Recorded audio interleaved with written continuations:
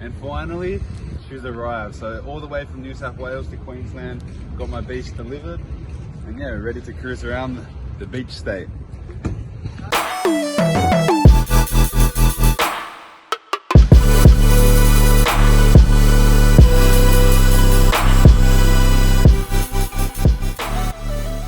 Hey guys, Matthew Lepre here. Just thought I'll do a quick video. I've just got back to the Gold Coast and I've seen so many people recently are actually failing in their journey of becoming an entrepreneur and actually becoming successful and achieving freedom. So what I want to do is cover the main reasons why people fail so you can be aware of these reasons and then obviously watch out for them if you have them in your conscious mind and you are aware of them. So the first reason that I'm going to cover is people fail because they try to reinvent the wheel. And what I mean by that is the first business they start, they try to invent an idea or come up with a brand new idea that has never been done before. And this is very risky, especially if you haven't got much money to begin with, because we don't know if it's going to work. What I like to do instead is model businesses that are already successful, study their marketing, study their sales, study their customer service, study their website, study their product, actually go and buy a product from them or go and use their service. And by doing that, you can study what they're doing and you can study how they're coming off to the customers, and then you can just model that and figure out how you can improve on their product. So that's a lot safer to do that. Never reinvent the wheel unless you already have a lot of successful businesses already. You have a lot of money saved up and you can safely invest into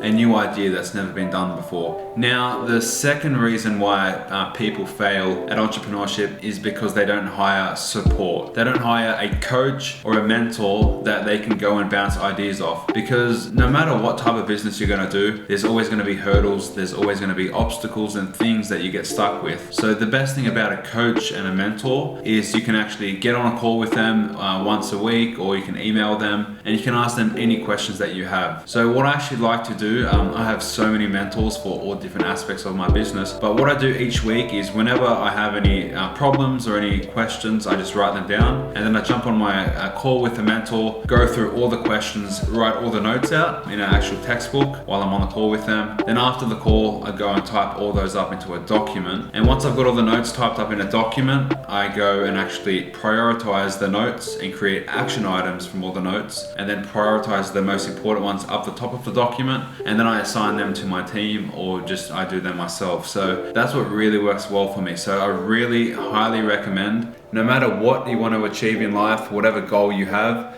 find somebody that is already there and see if they have a course, see if they offer mentoring, see if they've written a book. So make sure you do that. A third reason why most people fail in entrepreneurship and being successful in business is because they don't focus on sales. That's right, I said it guys, sales. So if you look at a business, and we can really just break it down into a few different aspects. So there's sales, which is converting a prospect into a customer and receiving the money. There's marketing, which is attracting a client to come into your world or attracting a prospect to come into your world. And then there's customer service, so answering questions and providing support to people for either your product or your service. And then there's usually admin and payroll. So these are all the different aspects, and think about this. Once you are getting started as an entrepreneur, you're doing all these yourself. You want to just focus on the most important thing, which is sales, because if you spend your time focusing on sales at the early stages, then you can easily generate cash flow to pay people to handle all the other parts. And this is where I failed early on. I was spending a lot of time answering customer support questions and doing all these other things of the business, and then I realized, hold on a sec, there's no money coming through. So spend most of your time, 80% of your time at the start, on activities that are going to directly produce sales and revenue, because this is going to make it a whole lot easier. And another mistake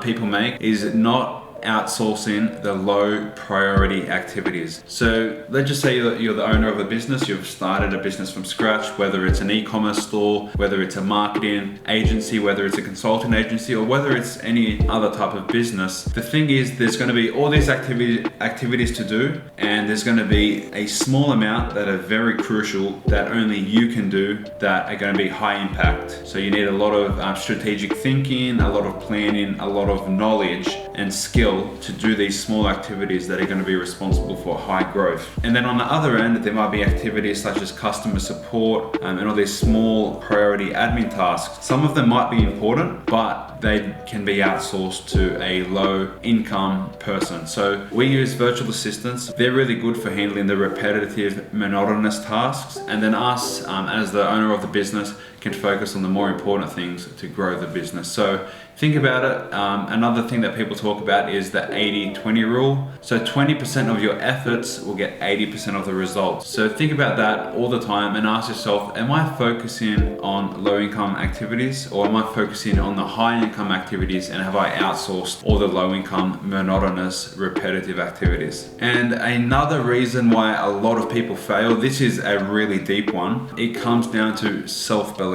So people, they don't truly believe they can actually do it. And this isn't conscious, it's actually a subconscious thing. So if you subconsciously don't believe you're going to be successful, then there's no chance you're going to be able to build a successful business. You might be thinking, how do I train my subconscious? Well, luckily you can do it to start with, and I'll show you how to do it. So 2 ways to train your subconscious mind. First one is goal setting and affirmations. So write out your goals every day, write out affirmations and read them every single day. So these are positive statements that you say in the present tense that will reinforce your success. So if I want to be a successful e-commerce store owner, every single day I'm going to read, I am a successful e-commerce store owner. I am making 6 figures. I have freedom. Life is amazing. I am so thankful and grateful for being able to achieve all my goals. So if you say that to yourself every day, that's going to train your subconscious mind to believe that's possible. And another great thing is visualization. So think about exactly how you want your future to look. Close your eyes every day, imagine how it would feel, and by spending time in this conscious visualization, that will train the subconscious mind to believe that's possible. And a lot of people have vision boards and different things that they use as visual cues to represent their future. So you can put a vision board together and just cut out all different pictures that represent your perfect life. I used to have a lot of materialistic things such as Lamborghinis,